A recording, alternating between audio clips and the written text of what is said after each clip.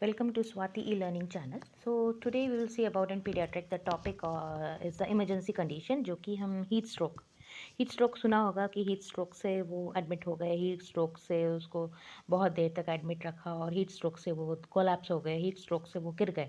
सो heat stroke होता क्या है actually? Heat stroke is a condition that cause by the body your body and over heating की वजह से और एक प्रोलॉन्ग एक्सपोजर और फिजिकल एक्सर्शन की वजह से हीट स्ट्रोक होता है. और जो कि high temperature that leads like temperature should be more than 104 degree Fahrenheit और सेल्सियस में 40 डिग्री सेल्सियस और हायर. तो लॉन्ग एक्सपोजर और higher rate of physical exertion की वजह से हीट स्ट्रोक होता है. सो पता कैसे चलेगा कि हीट स्ट्रोक हुआ है? So what are the heat illnesses? तो क्या होगा, पेशेंट को रेगुलर हीट क्रैम्प्स आएंगे और हीट इडिमा रहेगा, मतलब पैर में सूजन टाइप रहेगी और rashes over the body. You will feel more heat and rashes will be there on the body. और हीट सिंकोप हो जाएगा, सिंकोप लाइक इमरजेंसी और कोलैप्स, एकदम से वो फेंट डाउन हो जाएंगे, that is heat syncope. So heat illness कैसे होगा? एग्जॉशन रहेगा बहुत ज़्यादा, पूरा दिन आप काम में बिजी हो और धूप में ही आप काम कर रहे हो तो हीट एग्जॉशन हो जाएगा.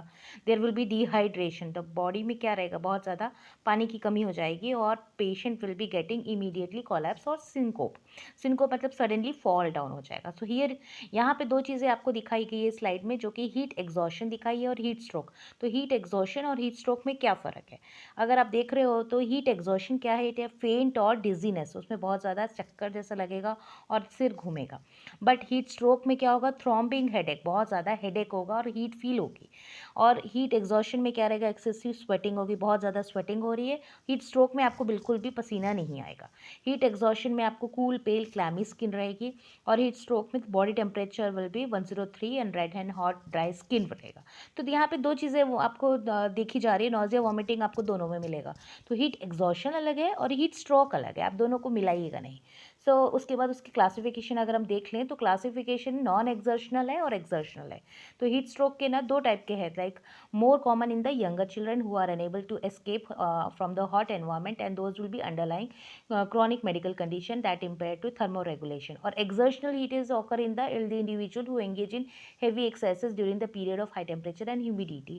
And example, जो एथलीट्स होते हैं, जो मिलिट्री रिक्वायरमेंट्स होती है, जो मिलिट्री ट्रेनिंग जाते हैं, उन लोगों को क्या जो हीट स्ट्रोक होता है उसको एक्सर्शनल हीट स्ट्रोक बोलते हैं. पर जो बच्चों में पाया जाता है, जो बहुत ज़्यादा कंजेनाइटल डिफेक्ट्स है या फिर किसी बीमारी की वजह से लंबे समय से किडनी डिसीज़ के बच्चे होते हैं, उन लोगों को जो हीट स्ट्रोक होती है उसको हम कहते हैं नॉन एक्सर्शनल. तो मेडिकल कंडीशन के साथ अगर हो रहा है तो वो नॉन एक्सर्शनल हो जाता है, क्लासिकल हो जाता है. और एक्सर्शनल वो होता है जो बहुत टाइम तक हाई टेम्परेचर ह्यूमिडिटी में लॉन्ग टाइम तक काम करते हैं या कोई ट्रेनिंग कर रहे हैं. तो हीट एग्जॉशन और हीट स्ट्रोक में क्या फ़र्क है? अगर यहाँ देखेंगे, heat exhaustion and the heat stroke are a part of a continuum of a heat related illnesses and both are common and preventable conditions affecting diverse patient. Recent research has identified a cascade and inflammatory pathological events and begin with a mild heat exhaustion and if uninterrupted lead eventually to multi-organ failures and a death. The heat exhaustion is characterized by non-specific symptoms such as a malaise, headache, and nausea. Untreated heat exhaustion can progress to the heat stroke and much more serious illness involving central nervous system dysfunction such as delirium and the coma. So, who at risk? कौन लोग हैं, कौन सबसे ज़्यादा कौन सा vulnerable group है जो कि हीट स्ट्रोक में आपको मिलेगा? तो elderly people, childrens, athletes, military, outdoor workers और बल्क कंस्ट्रक्शन, जो बिल्डिंग कंस्ट्रक्शंस पर रहते हैं, उनको सबसे ज़्यादा रिस्क होता है कि हीट एग्जॉशन हो सकता है या फिर हीट स्ट्रोक हो सकता है. अब हम देखते हैं इसके रिस्क फैक्टर्स क्या है. तो वो सबसे ज़्यादा ओल्डर पीपल में, जो बहुत ज़्यादा बूढ़े हैं और जो कि बहुत ज़्यादा होमली एनवायरनमेंट पर रहते हैं, जिनको एयर कंडीशनर और गुड एयर फ्लो की आदत होती है, उन लोगों को ज़्यादा ये होने के चांसेस होते हैं क्योंकि उनको आदत में नहीं होता. और जो ओल्ड पीपल होते हैं, जिनको ज़्यादा पानी नहीं पीते हैं और बहुत ज़्यादा लंबे टाइम से वो बीमार चल रहे हैं और या फिर बहुत ज़्यादा वो अल्कोहल पीते हैं, that are the risk factors. Heat stroke is strongly related to heat index, which is measurement and how to you deal with the effect of humidity and air temperature combined. So humidity of 60% or more hampers sweat evaporation, which hinders your body ability to cool itself. So risk factors क्या क्या है? The risk factors related to illness dramatically increases when the heat index climbs to 90 degree or more. So it's important, especially during heat waves, to pay attention to the reportedly heat index and also to remember that exposure to full sunshine can increase the reported heat index by 15 degree. So heat stroke sign and symptoms जो क्या क्या है, अब कैसे पता चलेगा कि heat stroke के साइन एंड सिम्टम्स क्या क्या है। मतलब इतना लंबा टाइम उसको 104 फ़ारेनहाइट टेम्परेचर और 40 डिग्री सेल्सियस के ऊपर के टेम्परेचर में अगर बहुत टाइम तक आप रह रहे हो तो रेक्टल थर्मामीटर से आप उसका mental status, behaviour, sweating, vomiting, nausea, उसकी स्किन जो है वो ड्राई हो जाएगी, कोल्ड क्लामी रहेगी और रैपिड ब्रीदिंग रहेगा, हार्ट रेट भी बहुत ज़्यादा बढ़ता रहेगा, हेडेक रहेंगे, सीजर्स रहेगा और पेशेंट में भी गेट इन दो अनकॉन्शियस, पेशेंट फिर बेहोश हो जाएगा। तो डायग्नोस्टिक इवैल्यूएशन आप क्या करोगे, आपको रेगुलर उसका बॉडी टेम्परेचर चेक करना है, रेक्टल टेम्परेचर देखना है, रेगुलर उसको मॉनिटर करना है, टेम्परेचर उसका mouth and forehead temperature, all body temperature you have to see. फिर दिस आपको ब्लड टेस्ट क्या करना है, सोडियम और पोटेशियम आपको चेक करना है, क्योंकि पसीना बहुत ज़्यादा निकलेगा तो सोडियम की मात्रा ब्लड में कम होनी ही है। तो regular we have to go for that, then we have to see for the damage of the central nervous system. और यूरिन टेस्ट आपको देखना है, यूरिन टेस्ट में आपको उसका किडनी फंक्शन टेस्ट और अफेक्टेड बाय हीट फंक्शन से, heat stroke से उसके किसी बॉडी पार्ट को या ऑर्गन को अफेक्ट नहीं होना चाहिए। Muscle function test you have to see and check for the serious damage like muscle tissues, और it is also called as rhabdomyolysis, an x-ray and other imaging test and check to the damage to your internal organs। तो first aid management क्या होगा, अगर कोई patient आपको गिरा हुआ मिल गया, हीट स्ट्रोक हुआ है, तो सबसे पहले आप क्या करेंगे। So it's victim to heat stroke including moving, आपको सबसे पहले उसको कूलर एनवायरनमेंट में लेके जाना है।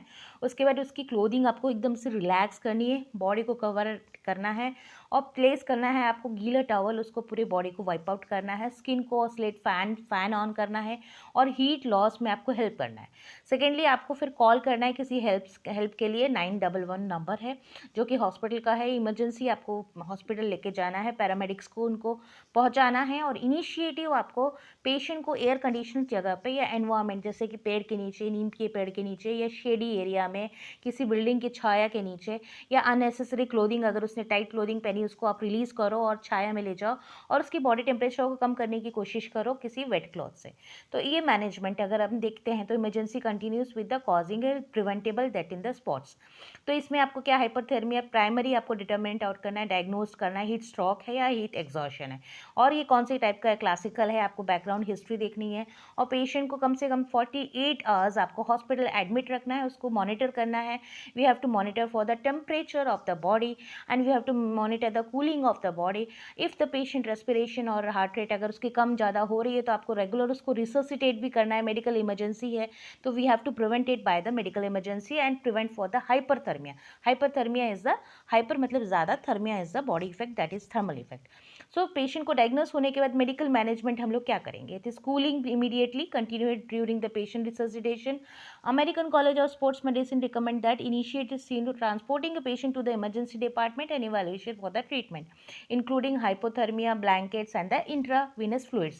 फिर हमको क्या करना है, उसको इरीगेट करना है स्टमक को, लोअर बॉडल को कूल सोल्यूशन से, और फिर मॉनिटर करना है पेशेंट की, स्टेडी एनवायरनमेंट देना है, एडिक्वेट हाइड्रेशन। तो adequate hydration we are giving IV fluids, full body ice water immersion are the crucial. तो इवापोरेशन करना है हमको, इमीडिएट कूलिंग करनी है, इलेक्ट्रोलाइट एबनॉर्मलिटीज को बैलेंस करना है, हेपेटिक, रीनल और रिप्लेस फ्लूइड्स, वो हीट स्ट्रोक को हमको ठीक करना है।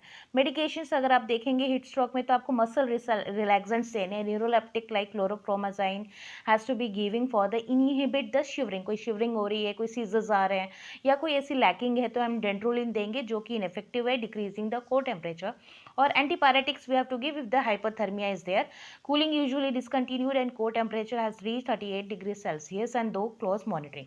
Lifestyle and home remedies, if you see, if you notice that there will be, अब नर्सिंग क्या करेंगे, नर्सिंग एंड होम रेमेडीज, घर में इस तरह की कंडीशन हो जाती है तो लेसर हीट इमरजेंसीज में आपको हीट क्रैम्प्स हो रहे हैं, follow the steps of the lower body temperature, gets shady and air conditioner, and if you don't have air conditioner or home, some place conditioning, and you have to cool off the damp sheets, and if you are someone experiencing high related the person by covering him under damp sheets and spraying with the cool water and direct air on the worst. Fan should be called and a cooler shower on bath and outdoor, not clear the shelters, soaking in the cool ponds, stream can be helping the temperature down, and rehydrate, drink plenty of fluids also because you lost salt from the sweating and replenish। तो पसीने से आपको बहुत ज़्यादा sweating हो रही है तो सॉल्ट की कमी हो रही है, पोटेशियम की कमी हो रही है, that we have to replace. तो वो हमको IV फ्लूइड से उसको वापस देना है। तो हमको डोंट ड्रिंक एनी शुगरी और alcoholic beverages to rehydrate, this drinks में interfere with the body ability to control your temperature. तो हमको क्या है, very cold drinks and can cause a stomach cramps also. So monitor the vital signs, immerse you in the cold water, a bath of a cold and the ice water has to be proved and to be most effective way to quickly lowering your core temperature, and use evaporation cooling techniques and pack you with the ice and cooling blankets, give you medications to stop your shiverings. So nursing care, if you see अब न as a nurse BSc nursing students हैं तो उनका nursing role क्या होगा. अब heat stroke हो रहा है, टेम्परेचर बहुत ज़्यादा है, तो लाइफ थ्रेटनिंग कंडीशन है, वो हमको असेस करना है. तो ट्रिगरिंग इफेक्ट दिखना है, मॉनिटर हमको heart beat, blood pressure, specially tympanic and the rectal temperature करना है. पेशेंट की एज और वेट के अकॉर्डिंग हमको उसको फ्लूइड इंटेक देना है, यूरिन आउटपुट चेक करना है. और पेशेंट अनकॉन्शियस है तो central venous pressure and pulmonary artery pressure should be major to monitor fluid status and review serum electrolyte, specially sodium, serum sodium. Nursing care, fan air हमको देना है, ice packs लगाने हैं, ग्रॉइन नेक back सब जगह पे, reduce body temperature anyhow, blood vessels को close करना है, immerse patient in the shower और tub of a cool water. If person is young and healthy suffer that heat stroke will be exercising vigorously, what should be heat stroke and can use a ice bath to help the cool. तो हमको ice bath देना है, patient को ice caps देने हैं, air fan air start करना है, skin की टेम्परेचर रेगुलर आपको मॉनिटर करना है. Then raise the side rails of all time, intravenous fluid start करना, हाई कैलोरी डाइट हमको बोलना है, फिर एजुकेट करना है फैमिली को the science of the hyperthermia, heat exhaust और हीट एग्जॉशन के हमको उनके सिम्टम्स उनको एक्सप्लेन करने हैं, और फीवर और discuss importance of increase fluid include को अवॉइड करना है, डिहाइड्रेशन देना है. सो नर्सिंग डायग्नोसिस पे क्या होगा, हाइपरथर्मिया होगा, that is the Nanda diagnosis, north American nursing diagnosis association, जो कि हमारी लेखा दिखी है नर्सिंग की, और हमको ये करना ही है. तो hyperthermia, fluid volume deficit, nausea, anxiety, knowledge deficit and confusion and acute. So these will be the nursing diagnosis. और प्रिवेंशन कैसे करेंगे, प्रिवेंशन में यहाँ पे वही चीज़ें बार बार बताई जा रही है, जैसे हीट इंडेक्स आपको चेक करना है, एनवायरमेंट चेक करना है, लाइट कलर्ड क्लोथ्स पहने, लूज फिटिंग क्लोथ्स पहने, सनस्क्रीन यूज़ करना है, और प्रोटेक्शन हमको अपने लिए यूज़ करना है, wear light weight clothes and drink extra fluids, जैसे 8 glass of water we have to, 8 glass एक दिन में हमको पानी पी लेना चाहिए, जिससे कि हम डिहाइड्रेशन से बचे. वेजिटेबल जूस हमको लेना है, फ्रूट जूस हमको लेना है, हीट रिलेटेड इलनेसेस से हमको अपने आप को बचाना है. Electrolyte should be always rich, and sports drink हमको हमेशा कैरी आउट करना है. तो take if you see the take assessment precautionary, drink 24 ounces and fluid 8 ounces of water, and sports drinks we have to carry on, and reschedule the cancel of the outdoor activities should be very less in the these days, and we are suffering for this. तो possible shifts जो है हम लोग अपनी coolest time पे करें, जिससे कि अर्ली मॉर्निंग और द इवनिंग नाइट्स. तो हीट स्ट्रोक अगर आप यहाँ देखेंगे तो ये वेयर लाइट जैसे एक पेशेंट दिख रहा है, जिसमें आपको 3-4 चीज़ें आपको जो हमेशा ध्यान में रखनी है, जो कि लाइट बूज क्लोथ्स पहनने, climate to hot condition slowly, avoid exercise and during and the hottest part of the day, और स्टे वेल हाइड्रेटेड. कॉम्प्लिकेशंस क्या हो सकते हैं अगर आप इसको ट्रीट नहीं कर रहे हो, तो हीट स्ट्रोक क्या क्या कर सकता है, what are the severe complications. तो वाइटल ऑर्गन्स जो है वो डैमेज हो सकते हैं, और उसके साथ में आपके हीट स्ट्रोक जो है वो बहुत ज़्यादा ब्रेन में आपको अफेक्ट कर सकता है, वाइटल ऑर्गन्स डैमेज हो रहे हैं, प्रॉम्प्ट कर रहे हैं, एडिक्वेट स्टेट हो रही है, तो पेशेंट की डेथ भी हो सकती है. So this is all about the heat stroke. Here we can summarise that we have seen the heat stroke, और उसमें 40 डिग्री सेल्सियस और 104 डिग्री फ़ारेनहाइट से ऊपर अगर टेम्परेचर है, तो पेशेंट को 2 टाइप के आप देखेंगे कि हीट स्ट्रोक यहाँ पे दिखा है, एक एक्सर्शन क्लासिकल, जो कि मेडिकल कंडीशन के टाइम पे अगर आप लॉन्ग टाइम हीट स्ट्रोक हो रहा है तो हीट एक्सॉर्शन माना जाएगा, और फिर अगर मेडिकल कंडीशन नहीं और एथलेटिक है या मिलिट्री ट्रेनिंग कर रहे हो, तो फिर उसको आप एक्सर्शनल, नॉन एक्सर्शनल और एक्सर्शनल 2 टाइप के देखेंगे, और उसके सारे सिम्टम्स हमने बताए और दोनों का फ़र्क बताया गया. और here we are completing with this topic. Thank you. Next you, thank you for listening in the Swati learning. Thank you.